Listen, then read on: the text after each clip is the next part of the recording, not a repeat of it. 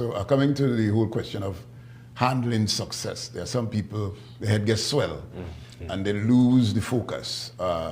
So all that you spoke to there, when the business becomes or is carrying itself, it is running that it takes care of bills, it takes care of staff, and you just reap the reward of the investment that was made, right?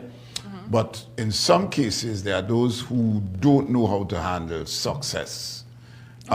They start going a direction that maybe, for example, they may take up a bad habit. Let's say gambling.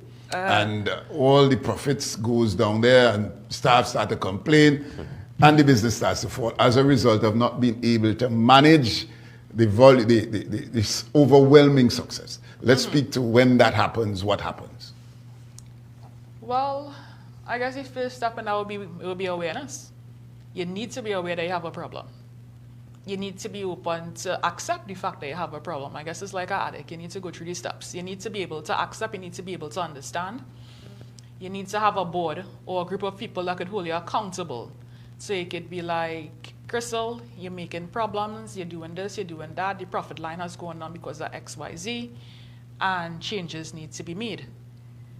I would say you would need to step down as a particular role and become a salaried member versus the person who is the key person who signs off and funnels the money this particular way.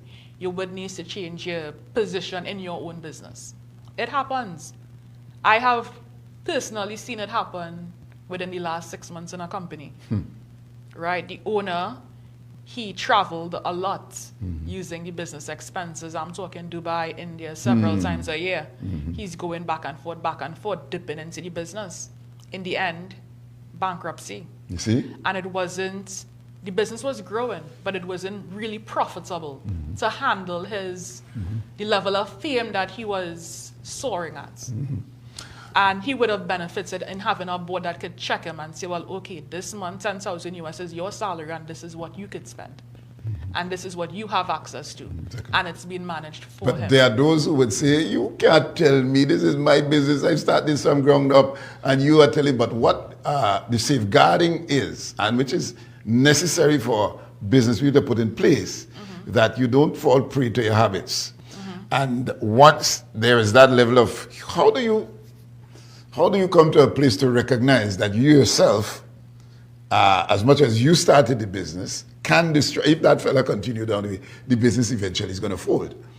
Who has the responsibility to pull you up, as it were? Is it a deputy manager? Who is in line to say, listen, you can't, if you continue, we can talk about the outside auditor, but in the business, do you have someone with that? You should. Okay, let's speak to that. You should. In your organizational structure, you have your CEO, your operations person, your executive, you have your financial officer, you have these different people who hold these different portfolios. And any one of these people should be able to pull you up on their particular level. The CFO could talk about your financing. Your operations guy could let you know, well, we can't keep operating like this. Your executive officer could talk about how the look at the company is. Any of these people could talk to you.